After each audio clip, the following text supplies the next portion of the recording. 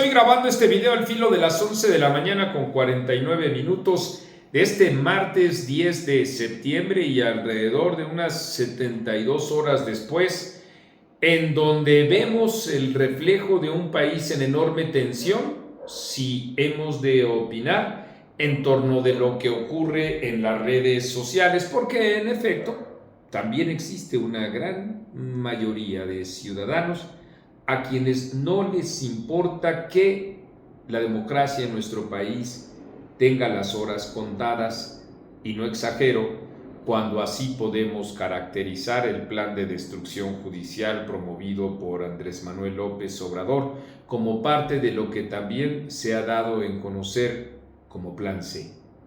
Entonces, a propósito de lo que ocurre en X, en Facebook y también aquí en YouTube, en donde concurren los ciudadanos, mujeres y hombres interesados en el presente de nuestro país y en el destino que éste podría tener en manos de esta visión populista y autoritaria que estará determinando esos derroteros, como lo ha hecho desde 2018 hasta la fecha y como lo continuará siendo a través de Claudia Sheinbaum, y quién lo diría, también a través del hijo del presidente Andrés Manuel López Obrador, del mismo nombre, López Beltrán, con apellido distinto, para perpetuar tanto la visión como la imagen y desde luego el patrimonio político y, si me apuran, un poco económico también de Andrés Manuel López Obrador, porque 2.800 millones de pesos,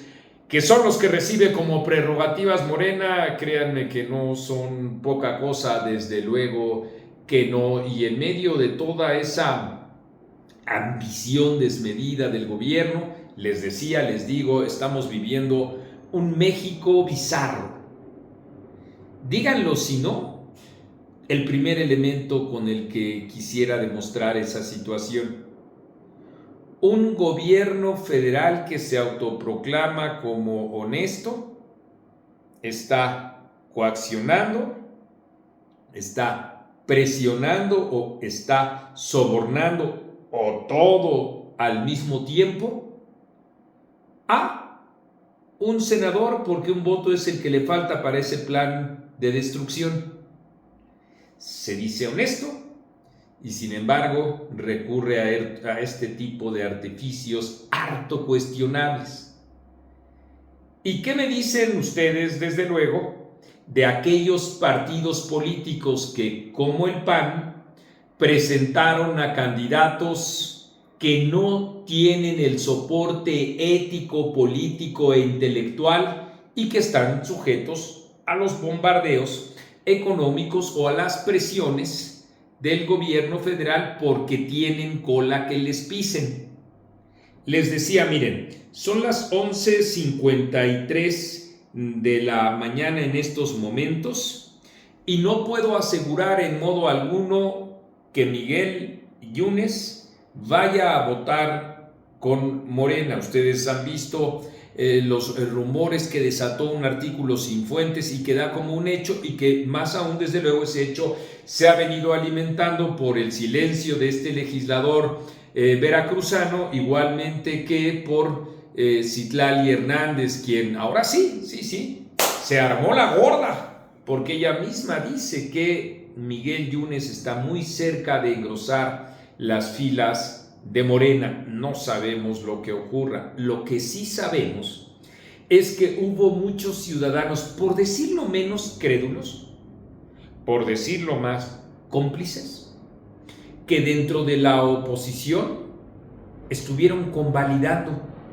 a múltiples candidatos harto cuestionables.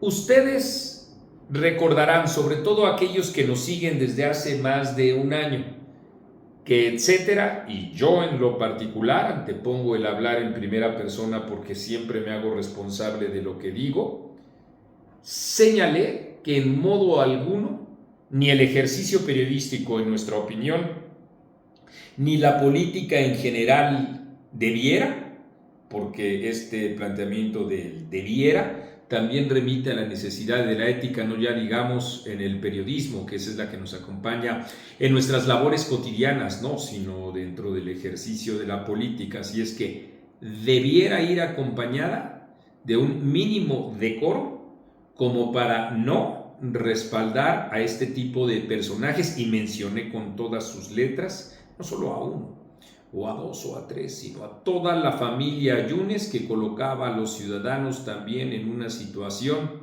de enorme indefensión política.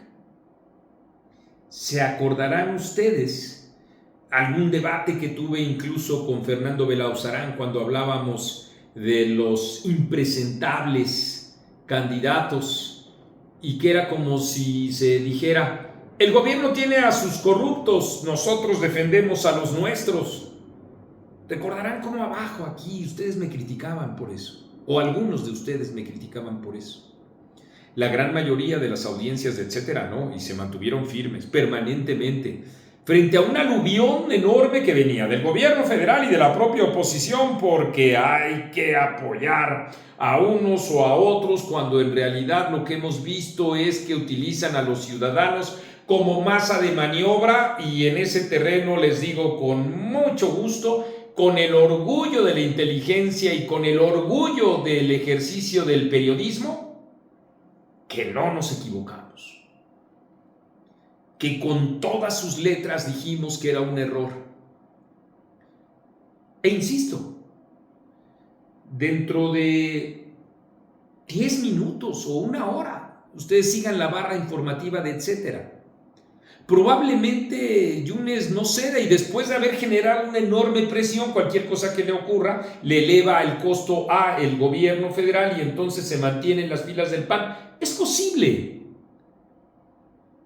Lo que no es posible o no debiera de ocurrir es su silencio en las últimas 72 horas para seguir negociando con esta misma presión. Lo que tampoco es posible es que el país bizarro dependa de un solo hombre. ¿Y además de quién? De un impresentable que, si vota desde el lado de la oposición, va a ser un patriota, no importa que haya negociado lo que haya negociado, o no importa que, habiendo generado todo esto, se sienta con mucho mayor,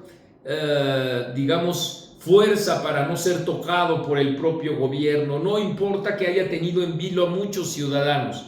Lo que importa es que es un patriota, o si vota en contra de la democracia, entonces será un traidor, porque todos esos militantes, ciudadanos, disque periodistas, matraqueros también dentro de la propia oposición, le dieron el triunfo o lo respaldaron para después llamarse así como víctimas y decir: el traidor de Yunes. Así de grotesco, como digo, de bizarro es el escenario político mexicano. No menciono nombres, ustedes los conocen. Mujeres y hombres que se dicen periodistas o que se dicen ciudadanos o representantes de la sociedad civil. Porque estos son tiempos en los que hay que advertir que el gobierno federal es el principal ejecutor, desde luego, del autoritarismo en nuestro país. Y junto con ello, la manera en la que la propia oposición y la oposición partidista lo ha facilitado. Este país que es, como digo, desconcertante.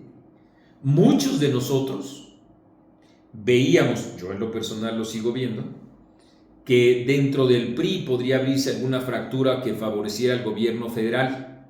Desconfiábamos, yo sigo desconfiando, de Alejandro Moreno, y pensábamos, yo sigo pensando, que ante cualquier situación más o menos complicada tendería a apoyar al propio gobierno federal. Lo cierto es que hoy, a esta hora, 11 de la mañana con 58 minutos, los que han dado los legisladores han sido el PRD con 2, los únicos 2 que tenía. Háganme ustedes el carajo favor. Y en vilo el país por el otro legislador, que es Miguel Ángel Yunes. Ese es el país que estamos viviendo. A unos minutos de saber o de conocerse si se tienen o no los votos suficientes. Desde mi punto de vista, Morena los tendrá.